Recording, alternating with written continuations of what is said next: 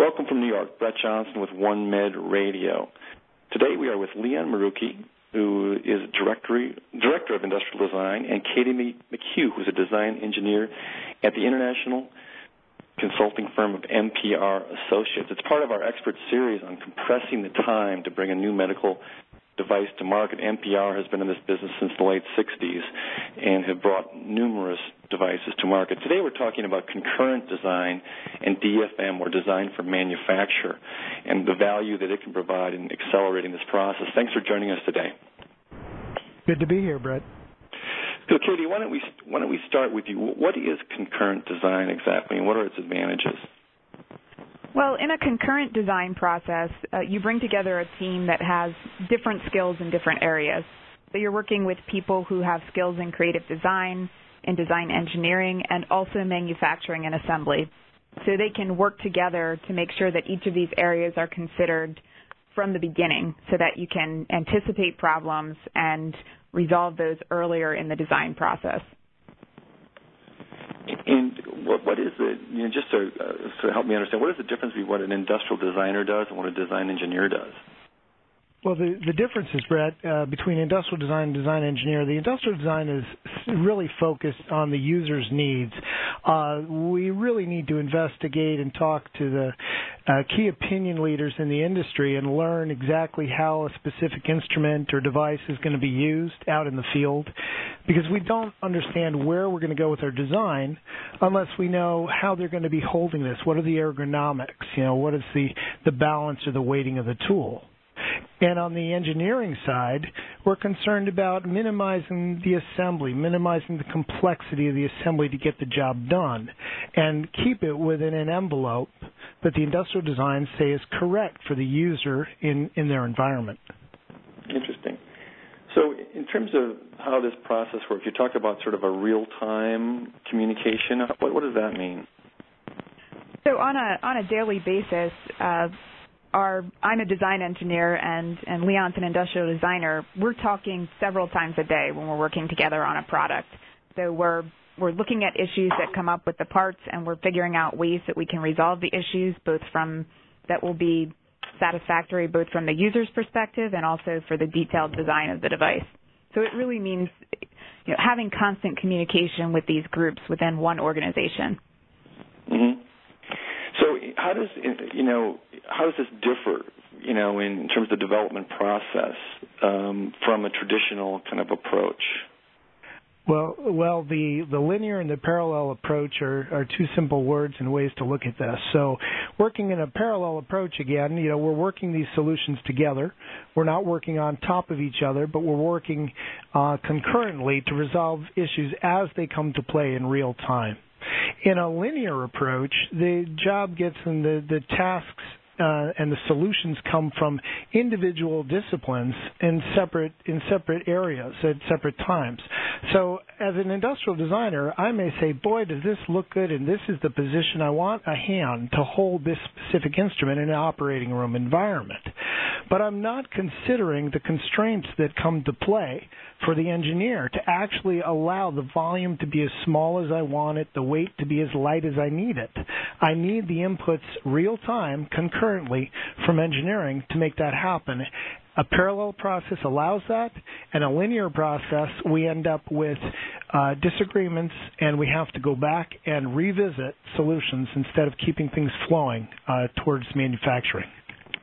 Right. So you really end up with sort of a struggle at each step if you're trying to implement a linear process, because as a design engineer, I might get input from the industrial designer and take a look at putting in the details into the design and figure out that, well, I can't do what the industrial designer is asking me to do in the detailed design. So just talking about that up front, it avoids a lot of frustration and a lot of iteration, which really adds to the ultimate timeline of the product. Interesting. So I guess it's sort of like you talk about a user-centered approach, and how does a user-centered approach relate to the concurrent design process? Well, the user again is he's the end user. He's the one that needs to be accommodated as well as possible with our design, with our output from production. So this approach, the user himself, with the details that we instill and we put within this device, the only way we can make that real is, again, to have not just industrial design, mechanical engineering, embedded systems, and production issues on the table at the beginning of our project plan. We have to know how the user is going to use it, center our efforts in all these areas on how to best accomplish that. We can't come to a manufacturer and say, here's the design at the end of the road, because he'll come back to us and say, well, we can't mold that. Interesting. So I guess that's the whole idea of DFM, or design for manufacture? Yes. So in design for manufacture, you need to consider the final fabrication process, and you also need to consider the final assembly process. You want to minimize the number of parts. You want to make assembly as easy and simple as possible, and you want to really optimize your individual part design for the technique that you're going to fabricate the part from. So as Leon mentioned, if you're going to have an injection molded part, you've got to be talking to the injection molding vendor that you're considering early on to get their input. You need to be considering good design practices for fabricating the part in that way, and that will really make your timeline shorter, as opposed to if you did not consider that and then sort of threw it over the fence to the fabricator in the end and found out that you had a lot of problems. Do you sort of have any sort of examples that you, in the past, what you consider like good DFM and how it leads to higher quality and lower cost?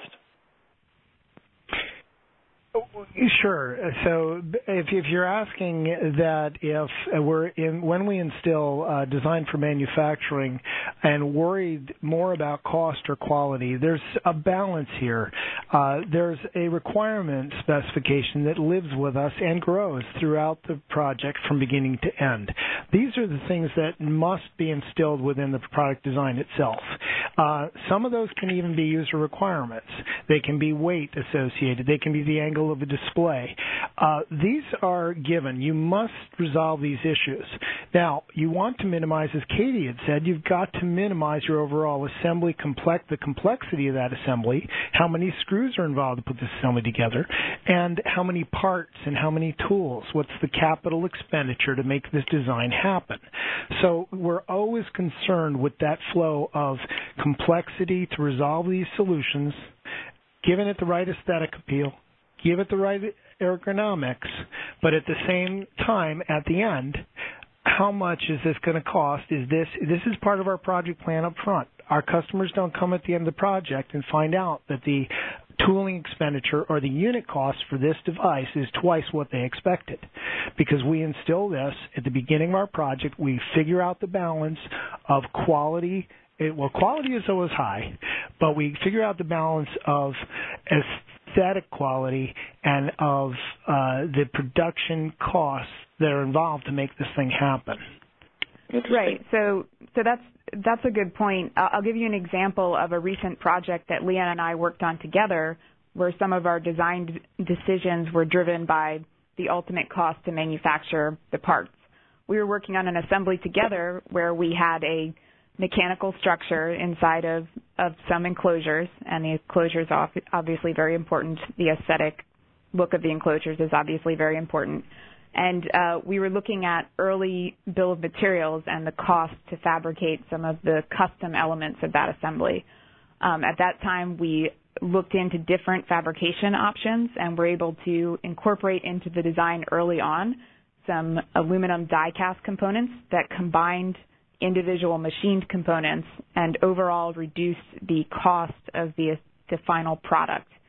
If we had waited until we were ready to launch in manufacturing to make that conversion to die-cast components, we would have been doing a lot of rework to figure out how to incorporate the die-cast elements into the mechanical assembly. So that's just an example of a choice you can make early on in the design that can make things a lot easier for you down the road to help reduce the cost of the product. Well, it sounds like design can have a dramatic impact on the ultimate cost of a device. It certainly can. That is true. The choices that you make early on about what type of fabrication processes to use and how to design your mounting surfaces even within your parts is very important. So if you're using a die-cast part, for example, can you create geometries so that you can use an as-cast geometry instead of having to have secondary machining because your features are not in the correct direction for the mold? Just considering how you're mounting things to minimize that additional machining, or for injection molded parts for minimizing side actions, can save you a lot of money down the line. You just have to be thinking about that up front in your design. Interesting. So are there any sort of just general global perspectives or global advice you'd give to, let's say, a company is a new venture and they've got an idea for a device, so the big picture on what they should be thinking about and how the philosophy they should use as they approach this process? Well, it is definitely, Brett, it's definitely to be user-centered. In the end, the customer has to be happy with this product. So if you're not basing your plan and your approach to resolve and develop this design on the user needs, and if you don't fully understand what they are and the complexity of those needs, if you don't bring those into play at the beginning, then you have quick fixes that have to happen during your evaluations, because by step, you'll evaluate your development process with users, and if they come back to you and you haven't considered their main needs, then you're going to find yourself in a lost circle here and spending a lot of time and money that is unnecessary to get this done. That sounds like great advice.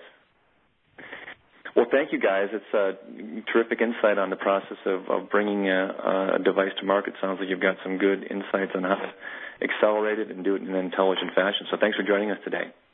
Brett, thank you very much for your time. So that is Leanne Marucchi and Katie McHugh with the international design firm MPR Associates, which has been specializing in the medical device area for many, many years. Thanks for joining us today, guys. Thank you all for our listeners. Brett Johnson from OneMedRadio in New York signing off. Good day.